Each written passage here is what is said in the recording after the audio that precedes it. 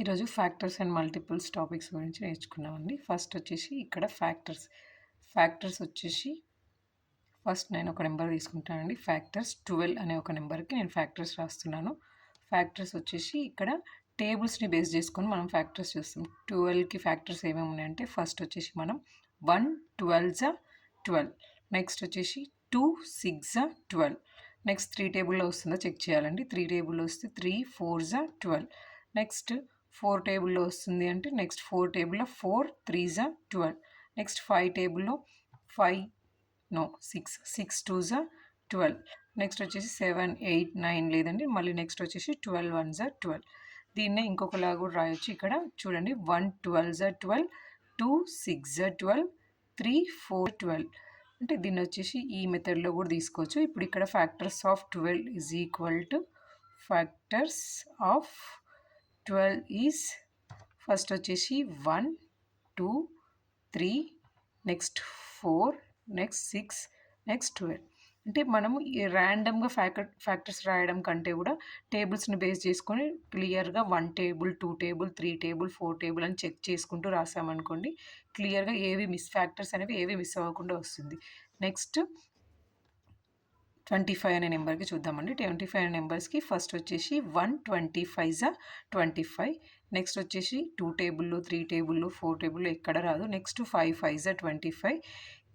కానీ ఇక్కడ మీకు రాదు అనేది మీకు తెలియాలి అని అంటే ఫస్ట్ మీకు డివిజిబిలిటీ రూల్స్ తెలియాలి. డివిజిబిలిటీ రూల్స్ తెలిసి ఉంటే ఈజీగా 1 టేబుల్లో వస్తుందా, 2 టేబుల్లో వస్తుందా, 3 టేబుల్లో వస్తుందా, 4 టేబుల్లో వస్తుందా అనేది మీకు ఈజీగా అర్థమవుతుంది. ఇప్పుడు ఇక్కడైతే చూడండి 5 అంటే 5 ఆల్రెడీ 5 5 వచ్చింది. నెక్స్ట్ ఇంకెక్కడ 6 అక్కడ ఎక్కడ రావడానికి ఛాన్స్ ఉండదు. మళ్ళీ నెక్స్ట్ వచ్చేసి 25 1 25. అంటే ఇక్కడ ఫ్యాక్టర్స్ మనం ఏమేమి రాయొచ్చండి. Factors of 25 is 1 5 25. నెక్స్ట్ ఇదే కాకుండా నెక్స్ట్ వచ్చేసి ఇంకొక వేరే నెంబర్కి మనం 36 నెంబర్కి తీసుకున్నాం అనుకోండి.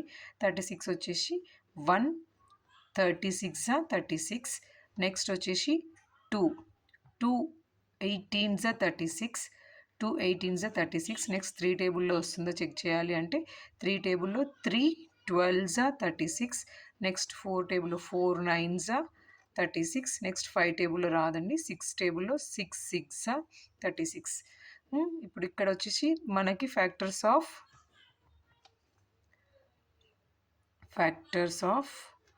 36 ఈజ్ 1 2 3 4 6 9 12 18 36. ఇప్పుడు నేను 1 టేబుల్లో వస్తుంది, 2 టేబుల్లో వస్తుంది, 3 టేబుల్లో వస్తుంది, 4 టేబుల్లో వస్తుంది, 5 టేబుల్లో రాదు అని చెప్పాను. ఇది మీకు క్లియర్గా ఒక ఐడియా ఉండాలి అని అంటే ఫస్ట్ డివిజిబిలిటీ రూల్స్. మనకి డివిజిబిలిటీ రూల్స్ నేను ఇక్కడ రఫ్గా చెప్తున్నాను అండి, క్లియర్గా మీకు చెప్పట్లేదు. ఫస్ట్ 1 అనేది దేనికైనా ఫ్యాక్టర్ అవుతుంది. ప్రతి ఏ నెంబర్కైనా అన్ని నెంబర్స్కి 1 ఫ్యాక్టర్ అవుతుంది. నెక్స్ట్ 2 అనేది దేనికైనా ఫ్యాక్టర్ కావాలి అంటే 2కి అది ఎన్ని డిజిట్స్ నెంబర్ అయినా సరే, ఒకవేళ 3 డిజిట్ నెంబర్ అయినా 4 డిజిట్ నెంబర్ అయినా ఎన్ని డిజిట్స్ నెంబర్ అయినా లాస్ట్ వన్స్ ప్లేస్లో ఈవెన్ నెంబర్ ఉండాలి. ఈవెన్ నెంబర్ ఉంటే అది ఈజీగా మనకి అంటే ఈవెన్ నెంబర్ మీన్స్ 0 2 4 6 8 ఇదిలాగా ఏ నెంబర్ ఉన్నా అది కంపల్సరీ 2 టేబుల్లో వస్తుంది అని చెప్పచ్చు. ఇక్కడ 36 ఉంది కదండి. 36 అనేది వన్స్ ప్లేస్లో 6 ఉంది కాబట్టి నాకు ఈజీగా నేను 2 టేబుల్లో వస్తుంది అని చెప్పేసి 2తో డివైడ్ చేసేలాగా రాసుకున్నాను. నెక్స్ట్ వచ్చేసి 3 డివిజిబిలిటీ రూల్. 3 డివిజిబిలిటీ రూల్ అంటే 3 రూల్లో ఏముంటాయండి మనకి. ఒకవేళ ఇప్పుడు ఇక్కడ మనకి 36 నెంబర్ ఉంది. 36 నెంబర్స్లో 3 + 6 ఈజ్ ఈక్వల్ 9. అంటే some of the digits is divisible by 3 means that number also divisible by 3. 3 1 3 3. అంటే ఇప్పుడు సమ్ ఆఫ్ ది డిజిట్స్ వచ్చి 3తో డివిజిబుల్ అయింది కదండి. అంటే 36 అనే నెంబర్ కూడా 3తో డివిజిబుల్ అవుతుంది. ఆ మైండ్ క్యాలిక్యులేషన్లో నేను డైరెక్ట్గా ఇది ఓకే 3తో డివిజిబుల్ అవుతుంది అని చెప్పేసి 3తో డివైడ్ చేయాలనుకుంటే 1ల 2s అదిలాగా నేను ర్యాండమ్గా ఇలా తీసుకున్నాను. కానీ చిన్న పిల్లలకైతే నేను ఏం చెప్తానంటే డివిజిబిలిటీ రూల్స్ని బేస్ చేసుకొని తీసుకోవాలి. ఖచ్చితంగా మీరు డివిజిబిలిటీ రూల్స్ అన్నీ వచ్చి ఉండాలి. డివిజిబిలిటీ రూల్స్ వచ్చినప్పుడు మాత్రమే మ్యాథ్స్లో ఏ క్యాలిక్యులేషన్స్ అయినా ఈజీ అవుతుంది. నెక్స్ట్ వచ్చేసి ఇక్కడ మనము ఫ్యాక్టర్స్కి 3 ఎగ్జాంపుల్స్ తీసుకున్నాం కదండి. 12 25 అండ్ 36 3 ఎగ్జాంపుల్స్ తీసుకున్నాం కదా.